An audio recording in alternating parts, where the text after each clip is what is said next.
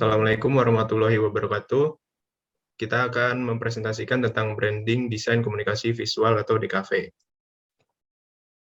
Pengertian, apa itu desain komunikasi visual? Desain komunikasi visual adalah cabang ilmu desain yang mempelajari konsep komunikasi dan ungkapan kreatif, teknik, dan media dengan memanfaatkan elemen-elemen visual ataupun rupa untuk menyampaikan pesan untuk tujuan tertentu, baik tujuan informasi ataupun tujuan persuasi, yaitu mempengaruhi perilaku.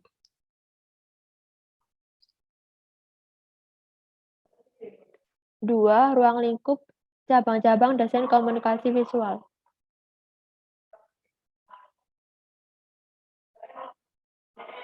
Produk atau karya di kafe dapat kita jumpai di mana-mana dalam keseharian kita, seperti iklan, media massa, cetak atau elektronik, internet, poster, stickboard, katalog, brosur, kartu nama, kemasan, baliho hingga animasi, dan lain-lain. Berikut adalah beberapa ruang lingkup di kafe. Yang pertama, desain periklanan atau advertising. Di sini komunikasi visual persuasif yang harus diaplikasikan. Yang kedua, desain identitas usaha atau corporate identity. Logo, kop, brand book hingga ke background sosial media dan identity kit. Yang ketiga, desain marka lingkungan atau environment graphic. Marka lingkungan eksterior dan interior berada di mana-mana, baik itu di mall, universitas, rumah sakit, dan fasilitas umum lainnya. Berikut contoh desain advertising, corporate, dan environment graphic. Yang ketiga, fungsi dan tujuan manfaat dari DKV atau jurusan DKV. Secara umum, ada beberapa fungsi dan tujuan desain komunikasi visual. Di antaranya, yang pertama, memahami cara pengolahan unsur serta prinsip desain guna menghasilkan karya visual yang baik.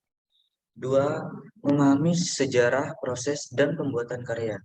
Ketiga, meningkatkan keterampilan.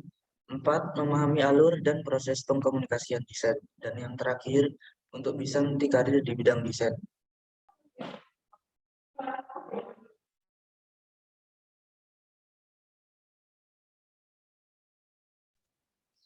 Kurikulum DKV. Apa yang dipelajari di bidang studi DKV? Yang pertama adalah teori desain dan seni. Di sini kamu akan belajar teori, perkembangan sejarah, dan tren desain serta seni. Dalam hal kuliah DKV, kamu akan belajar tentang teori desain komunikasi. Untuk poin yang kedua, dasar-dasar desain grafis. Di sini kamu akan belajar menggunakan alat atau perangkat desain populer, misalnya Adobe Illustrator dan lain-lain. Kamu akan belajar tentang tipografi, komposisi warna, ilustrasi, hingga ilmu fotografi. Dan untuk poin yang ketiga, desain berbasis new media. New media menuntutmu pandai memadukan berbagai bentuk serta aspek desain. Kamu akan belajar menggunakan alat seperti Adobe Flash serta berbagai teknologi digital untuk menambahkan animasi dan suara pada desain. Untuk poin yang keempat, desain dan reproduksi komersial. Di sini kamu akan belajar prinsip dan praktik desain untuk produk komersial, misalnya kemasan dari iklan, dan lain-lain. Hal ini karena ada banyak pertimbangan dalam membuat produk yang harus dibuat berulang kali secara tepat untuk memenuhi kebutuhan konsumen. Dan untuk poin yang terakhir, pendidikan bisnis dan keahlian pendukung.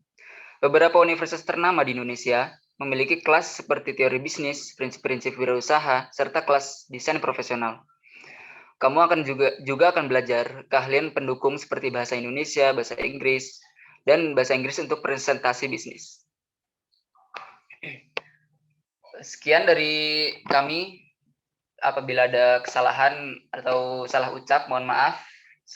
Assalamualaikum warahmatullahi wabarakatuh.